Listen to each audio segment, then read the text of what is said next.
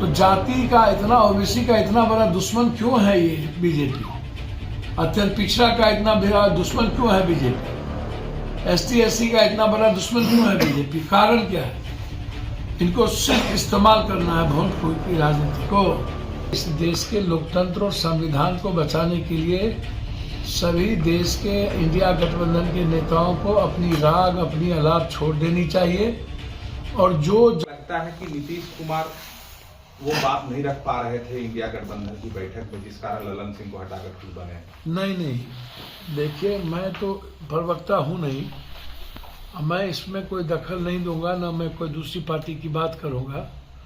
Nitish Kumar ji इनोवेशनली leader है, सम्मान leader है, और मैं समझता हूं 40 साल के बाद जाति जनगणना और 67% आरक्षण हो सकता है आज नीतीश कुमार जी के क्रेडिबिलिटी पर या अन्य चीज़ों पर सवाल खड़ा हो, लेकिन ये हिस्टोरिकल निर्णय है। 40 साल के बाद नीतीश कुमार, कर्पूरी ठाकुर, जननायक जेपी और लोहिया के कतार में खड़े मिलेंगे आपको। एक बात आपको मैं अब बता दूं, और दूसरी बात, वो सम्मान नेता हैं।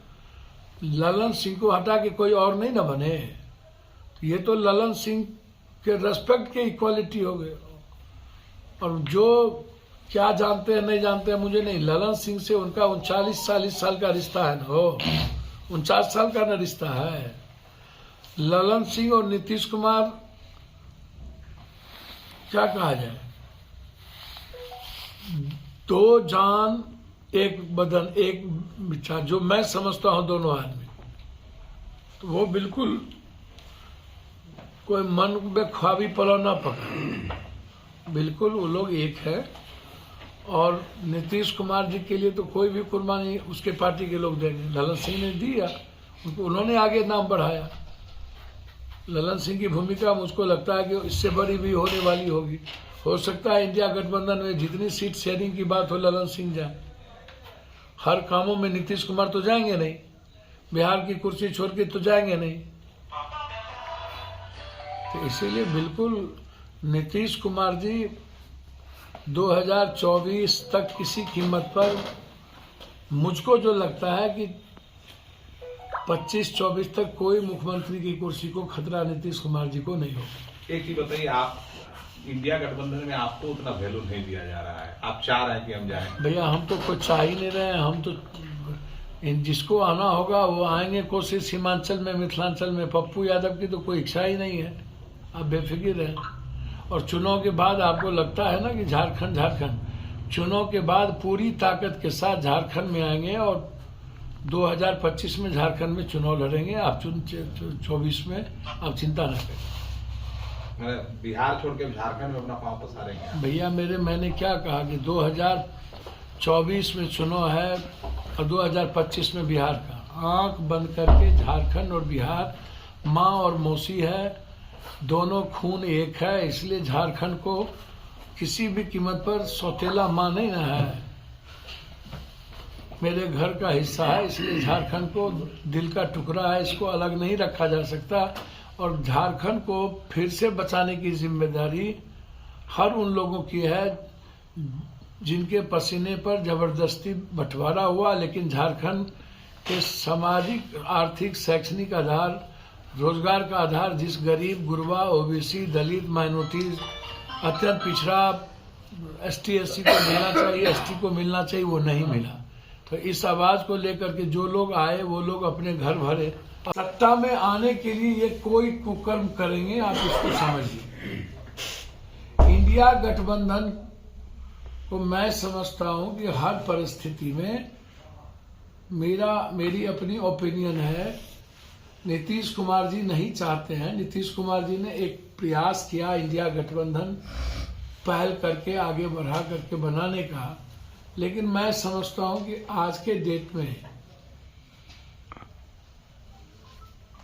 इंडिया गठबंधन के सम्मान रूप से जिन्होंने बड़े मेहनत के साथ एक लंबा चीज देखा, उसमें नीतीश कुमार की प्राथमिकता आवश्यक है। और तब प्रेशर बनेगा बीजेपी पर कि जाति जनगणना और आरक्षण, तब पता चलेगा कि मैं तो देश को एक कर रहा हूं और इंडिया गठबंधन देश को जाति में बांट रहा है। तो जाति का इतना, ओबीसी का इतना बड़ा दुश्मन क्यों है ये बीजेपी? अत्यंत पिछड़ा का इतना बड़ा दुश्मन क्यों है बीजेपी? एसटी एससी का इतना बड़ा दुश्मन क्यों है बीजेपी? कारण क्या है? इनको सिर्फ इस्तेमाल करना है वोट की राजनीति को।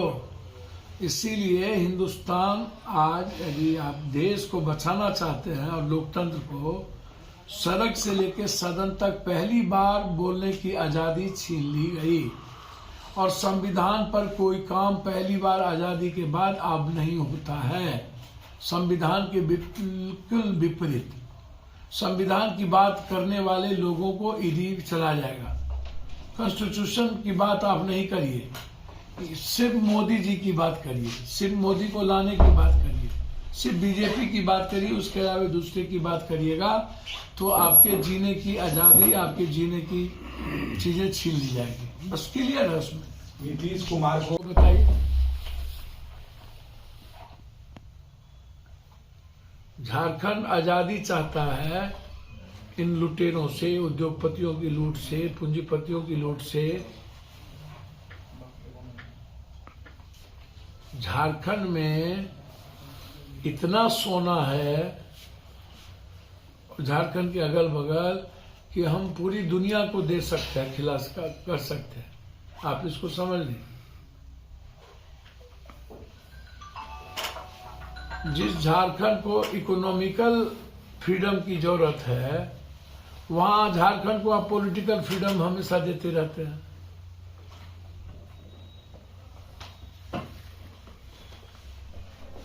मुख्यमंत्री को लगातार ईडी का 7वां समन जारी किया गया है।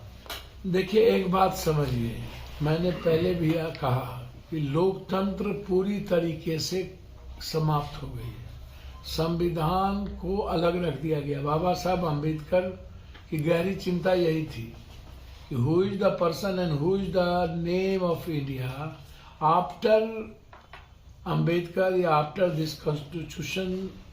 कौन ऐसा व्यक्ति पैदा होगा जो इस गीता, कुरान, बाइबिल जैसी संविधान के ग्रंथ को कोई इम्प्लीमेंट कराएगा? हिंदुस्तान में पहली घटना है कि आज़ादी के बाद लोकसभा से 200 से ऊपर एमपी को बोलने पर बाहर निकाल दिया गया। हिंदुस्तान में पहली घटना है कि रोड पर कोई बोलता है तो उसको ईडी सीबीआई लगा दिया जाता है, उसकी पूरी राजनीति खत्म कर दी जाती है। मतलब मोदी जी के खिलाफ बोलने का मतलब है कि पूरी की तरह उसके राजनीतिक और व्यक्तिगत कैरियर को समाप्त कर दो। कौन ऐसा दूध का धुला है जिसको छेद नहीं होगा, जिसका आवाज नहीं सुना जा रहा है? हर आदमी का आवाज इसके सरकार, गवर्नमेंट सुन रही है। आप इसको समझ लीजिए। तो ईडी सीबीआई तो बीजेपी का एक संगठन हो गया है, स्टूल हो गया है, जिसको मन अब आप चुनाव आयोग में और इन सब चीजों में आपने सुप्रीम कोर्ट के चीफ जस्टिस को निकाल दिया। क्या प्रॉब्लम था? मतलब जिन जिन बातों से इनको प्रॉब्लम था उसके लिए ये कानून ले आए। तो इनको सियासत और सत्ता में आने के लिए इन्होंने हर तरह के कानून बना लिए।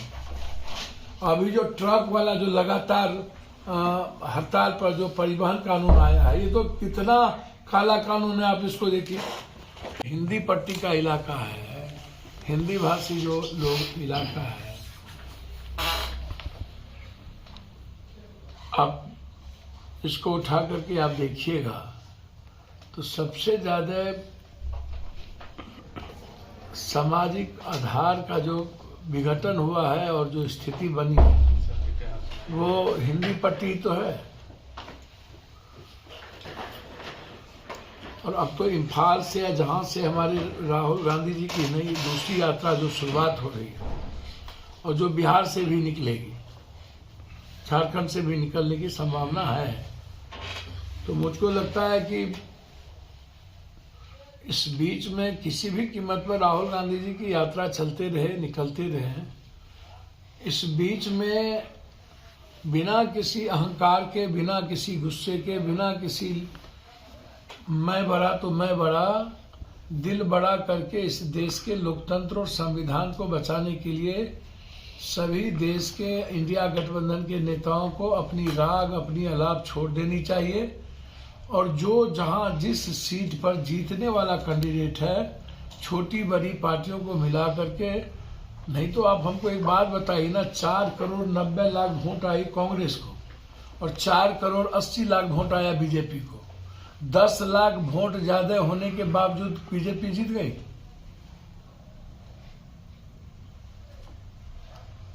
वोट शेयरिंग तो कई गुना ज्यादा है ना भाई विपक्ष का, उससे तो बहुत मजबूत है। नरेंद्र मोदी जी के सामने कई पीएम के दावेदार हैं, इंडिया गठबंधन बहुत मजबूत दावेदार हैं, जो इनके तरह डेमोक्रेसी के लिए चैलेंज नहीं होंगे और संविधान के लिए। आपने 200 से ऊपर सांसद निकाल दिया, ये चर्चा नहीं हुई।